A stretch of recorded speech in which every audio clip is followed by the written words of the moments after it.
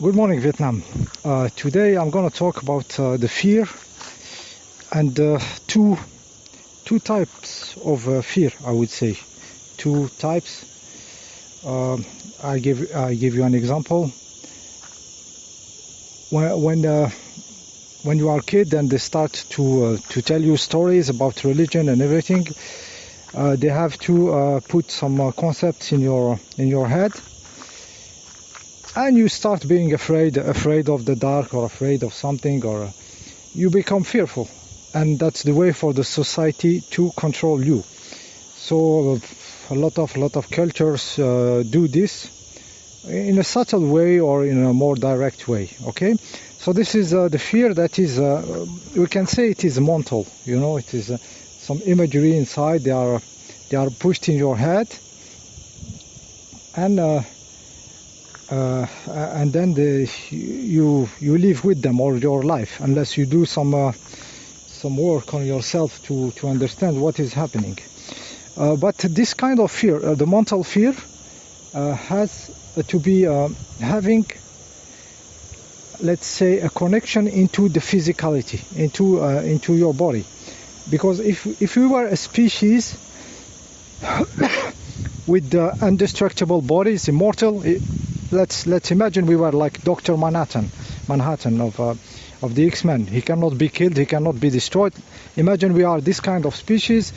It will be difficult to blablat us into some stories like we have to be afraid from this guy or this god or this kind of beings or something. It will be difficult because we will be powerful. We would say, if they come to me, I just destroy them. I'm not afraid.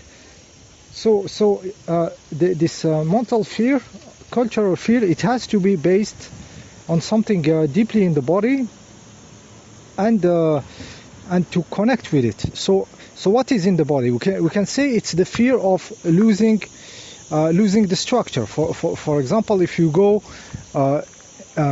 into the cold water, if you go into the cold water, your body starts to react maybe in a panic mode. If you are not used to it, there is some panic in the body, in the breathing, in the heart beating, you know. So this is kind of reaction, and we can put on it the label fear of the cells, like, but it's just a vibrational reaction. It's not, we have to put a label on it saying it's a cellular fear, or a cellular reaction of fear, or panic mode or something, but it's our language, okay? But it is a vibrational reaction of the body. When the body sees the limits of losing the structure, he has this kind of vibrational reaction, and we may put on it the label fear, okay? But it is just a vibration. This vibration show the limit of the structure, which the body think in his own mental, the body mental think this is the limit, you know, because he doesn't know further out of it. But of course, if you train your body, if you push the limits every time a little bit more, the body will understand, oh, this is not a limit, actually. There is so much I can stand and I can go through. So some people become less reactive to the cold, for example, less reactive to a disease, less reactive to a bacteria, to an infection, so they don't go into like a strong reaction of the body, like allergies. Allergies can change with the maturity of the people. They get older, they get less, their body gets more used to the reality, so he gets less allergic. That means that the reaction is less in panic mode, you know. Especially if you don't go to the medical bullshitters, you know, filling you with dangerous drugs. With the time, if you get more mature, more calm, more body calm, your allergies will, let's say, they will sometimes disappear, you know, if you change. Let's say the body changes. So this reaction, vibrational reaction, can be changing. So those two sides for the control system, for the fear to work, he has to connect it with our body reaction. So, for example, with the children, they do it with I mean, when they mistreat them, like beating them or something, they connect the fear from having pain in the body with them obeying. You know, for example, this is or the trauma. You know, there is some religion, satanistic religion, which they have to mutilate the young boys. You know, so they trigger this very panic mode in the body. You know, so those kids lose the sense, or those babies lose the sense of security, the sense of deploying themselves into life, and they are trapped into the group, into the religious group. So they use this very physical stuff to anchor all the other fears into them. So they connect these two sides, you know, in a very satanistic and pervert way. So what we can do in our lives is see those stuffs for what they are. So we have to know what is those reactions in our bodies by putting your feet in the cold. The river now next to me is cold water. So when I do my barefoot walking around, I go and I put my feet into the cold water, and I try to see, to be this body and this reaction of it, without judging, without controlling, without being strong. So I am more and more close to this mechanic of the body, you know, keeping the structure, keeping you from going too far out of the limits and everything. So you have to understand on a cellular level, you have to understand your body. So there is a lot of exercise you can do. Even when we do some breathing exercise like Wim Hof method, when we are not breathing, you know, this limit, we feel it.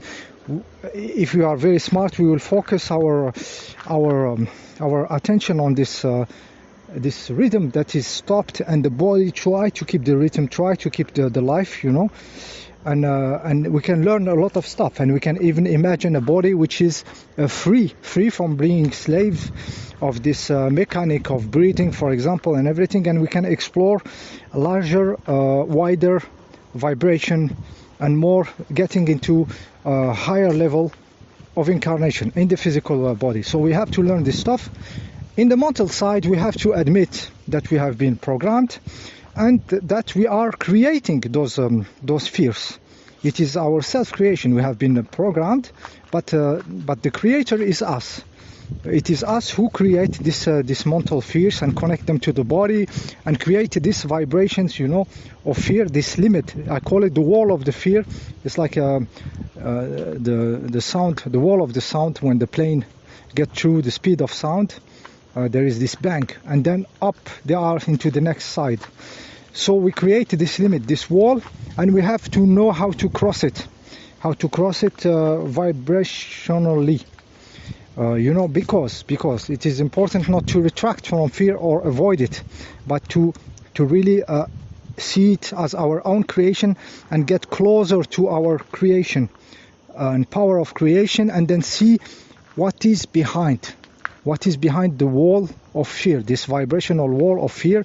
It's very important to go beyond vibrationally, because I suspect there is a lot of power in the body.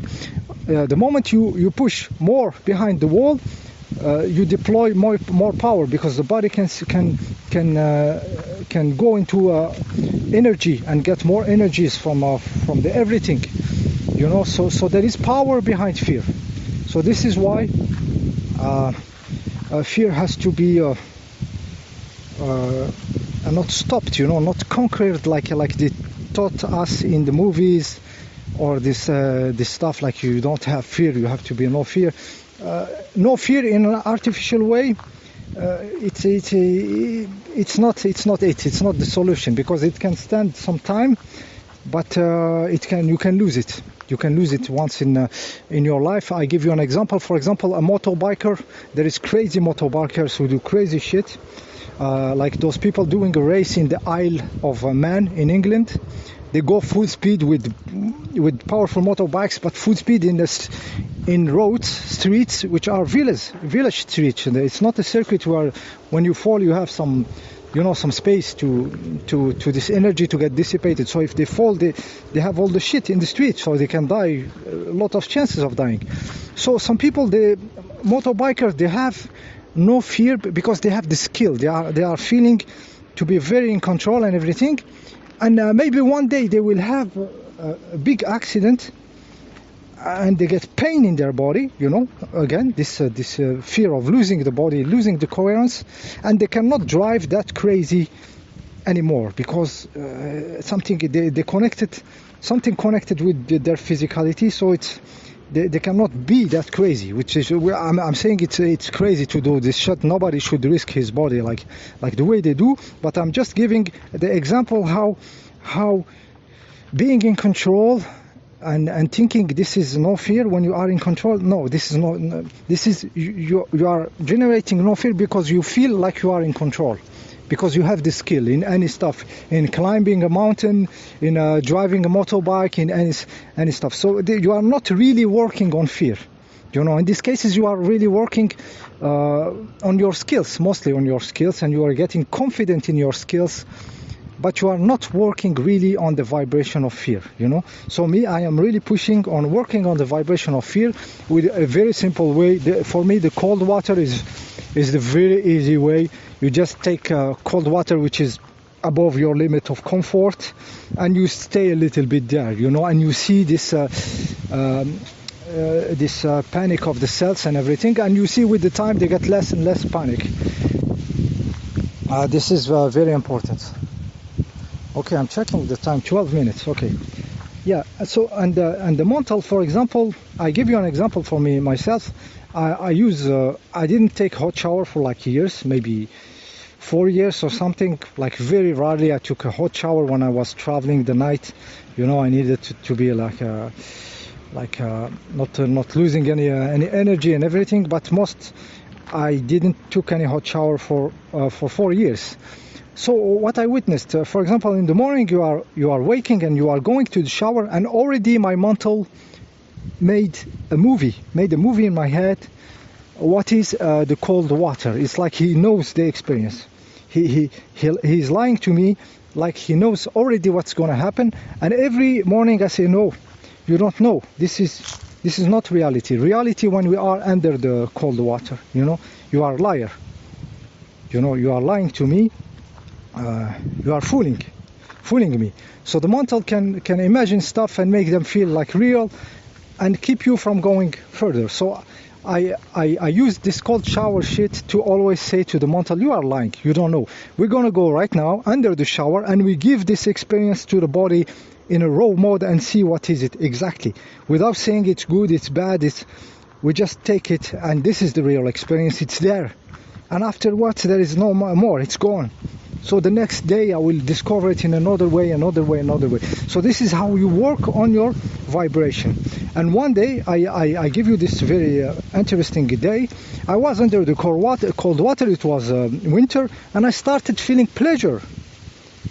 And this, immediately I said, fuck you, I don't want this. So I stopped immediately feeling this, and I gave it back raw to the body, and I continued my shower without labeling it as being bad or good experience.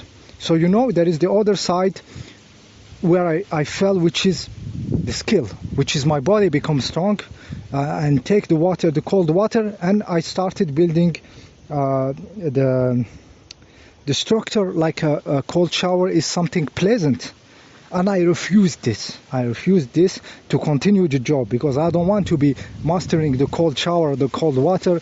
I don't like it, I don't dislike it, it's not the problem. I want to work on this connection between the body and and